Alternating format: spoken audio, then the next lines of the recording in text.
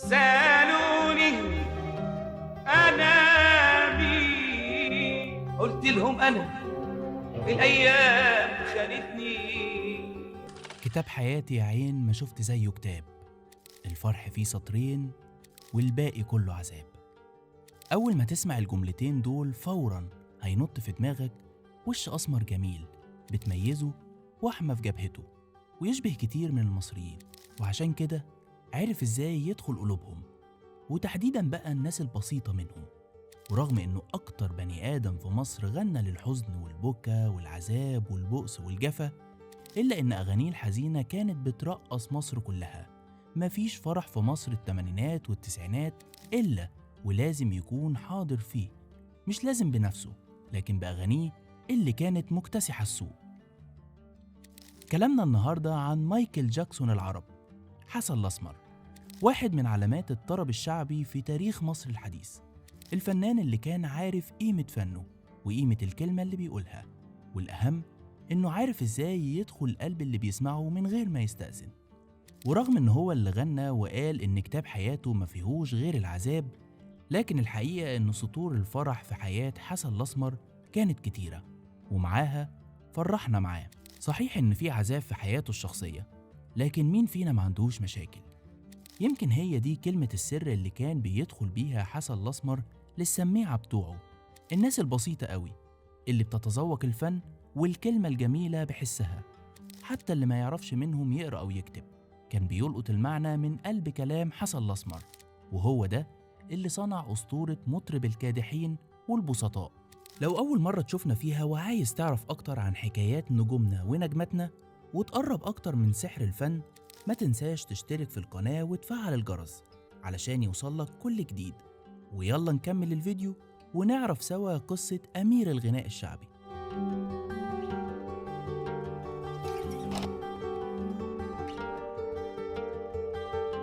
حسن الأسمر ما كانش بيحلم إنه يغني في بداية حياته، وده شيء غريب ومش راكب على أسطورة نجم استثنائي في تاريخ الغناء الشعبي، لكن هو كان بيحلم إنه يمثل. وفعلا فضل يحاول ويحاول لحد ما بقى يمثل في قصور الثقافة، وأثناء ما كان بيمثل واحدة من مسرحياته كان بيغني فيها في نفس الوقت. سمعه حد وقال له: أنت لازم تكمل في الغنى، أنت صوتك حلو. وهنا اللحظة اللي حولت حياة وحلم حسن الأسمر من التمثيل للغنى، وبقى واحد من أهم النجوم في شارع محمد علي، واللي كانوا متخصصين وقتها في الأفراح الشعبية. قصة كده بتفكرنا بقصة شارع الحب لعبد الحليم حافظ لما بدأ حياته مع فرقة حسب الله في الأفراح. المهم، كل المصادر اللي بتتكلم عن حسن الأسمر بتأكد إن دخوله عالم الغنى والاحتراف فيه كان من بوابة الصدفة، لما لقى إعلان لشركة صوت الجيزة إنهم طالبين أصوات شابة وجديدة، فراح حسن الأسمر وأقنعهم بصوته.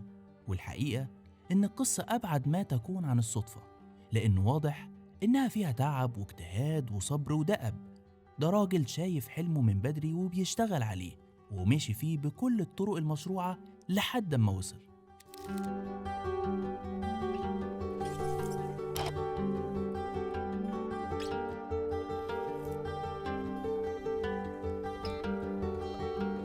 حسن الأسمر بعد ما قدر يقنع الشركة بصوته سجل أول أغانيه، وكان اسمها عليل يتمرجية، وكانت خطوة ممتازة في مشواره لإنتاج أول ألبوم ليه تحت عنوان عيون ست البنات.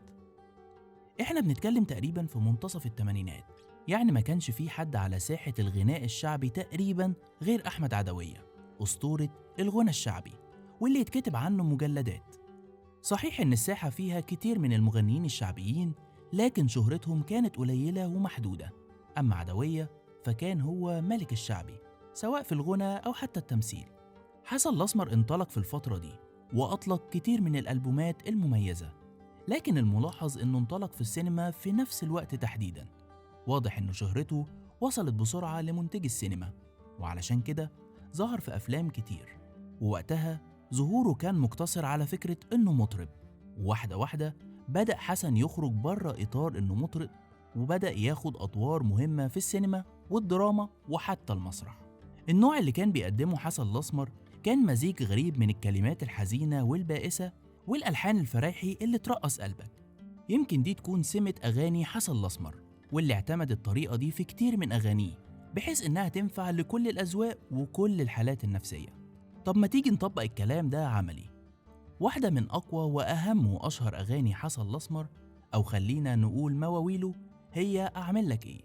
وده موال جميل تقريبا ما كانش فيه فرح في مصر إلا وكان لازم تشتغل فيه الأغنية دي، وساعات كانت بتشتغل بالموال. كلمات الموال حزينة جدا لأنها كانت من شخص بيعاتب حبيبته إنها مش بتبادله نفس المشاعر الحب اللي بيديها لها، وبيقول لها يا ساقيني من دمعة عيني، العمر راح وانت نسيني. فالمفترض إننا نسمع موسيقى كلها حزن وأسى، لكن حسن الأسمر بياخد اللحن في مكان تاني خالص، بإيقاع مرح وسريع وواخد اللون الفرايحي، وترقص أي فرح تشتغل فيه، لدرجة إنه حسن الأسمر استغل التسقيفة والصاجات طول الموال لحد النهاية.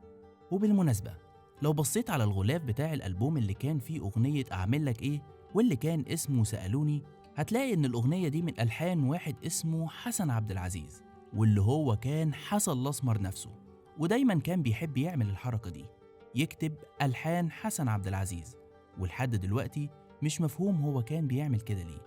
لو صادفت مرة لقاء لحسن الأسمر على شاشة التلفزيون أو اللقاءات القديمة اللي بتعيد السوشيال ميديا اكتشافها، هتلاقيه إنه ما كانش متكلم منطلق أو حتى لبق، لكن ده شخص كان بيتكلم عن فنه بإحساسه، ما يعرفش يفسر هو ليه بيغني الموال بالطريقة دي.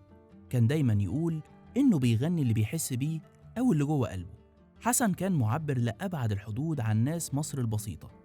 صحيح إن كل الفئات كانت بتسمعه وبتحب حضوره وطلته وقبلهم صوته، لكن بالتأكيد حسن كمشروع غنائي شعبي ما كانش معبر عن كل الفئات المصرية، لكن بالتحديد الفئة الشعبية البسيطة أو المهمشين، خصوصاً المطحونين والكادحين منهم، اللي لقوا في كلام حسن الأسمر دواء يطيب خاطرهم. وبمناسبة الكلمات اللي كان بيغنيها حسن الأسمر، واحد من الشعراء الغنائيين اللي ارتبط اسمه باسم حسن الأسمر كان الشاعر يوسف طه، واللي كتب له أغاني كتيرة مشهورة زي سألوني أنا مين، وعد الجروح يا ألم، ويا عم يا صيدلي، وعمري، والله يسامحك يا زمن، والسنين. وكمان كتب له در التاج مشوار حسن الأسمر، كتاب حياتي يا عين. ومش هنندهش لو عرفنا إن يوسف طه هو ابن خالد حسن الأسمر وابن البيئة بتاعته، وبالتالي كان هو الأكثر تعبيراً عن أفكار حسن الأسمر وكأنه جزء من مشروعه. يوسف طه مؤلف أغاني حسن الأسمر وابن خالته في نفس الوقت بيقول إن الرقابة كانت بترفض بعض أغاني حسن الأسمر لأنها كانت شايفة إنها بتعبر عن فكر سوداوي. والحقيقة إن ده كلام بيتماشى جداً مع اللي قاله المنتج نصر محروس لما قال إن المصنفات الفنية رفضت أغنية أنا هو وإنت هو. طب ليه؟ بسبب الكلمة المطاطية للرقابة، وهي حفاظاً على الذوق العام. فالناس في الرقابة شافت إنها أغنية بتخالف الذوق العام.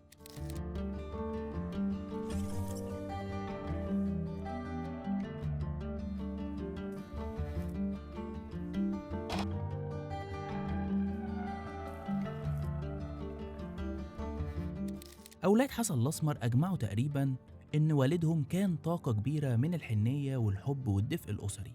صحيح إن ده طبيعي لأي أب، لكن لازم دايماً تفتكر إن الكلام ده بيتقال على شخص اشتهر بسبب بؤس أغانيه وحزن كلماتها. كمان بنته بتقول إن باباها كان أهلاوي جداً، أهلاوي متعصب يعني. طب بذمتك يا عم حسن الأسمر، إزاي بتقول إن كتاب حياتك الفرح فيه سطرين والباقي كله عذاب؟ ده أنت حتى أهلاوي، وده كلام ما يطلعش من الأهلاوية. يمكن تكون الدراما حاضرة بقوة في مسيرة حسن الأسمر، سواء في رحلة صعوده أو نجاحه في التمثيل أو حتى عقده النفسية، لدرجة إنه أول ألبوم ليه حاول يداري الوحمة اللي بتزين جبهته، لكن بعد كده أدرك إنه حاجة بيتميز بيها عن الباقيين، وإنها مش حاجة يتكسف منها.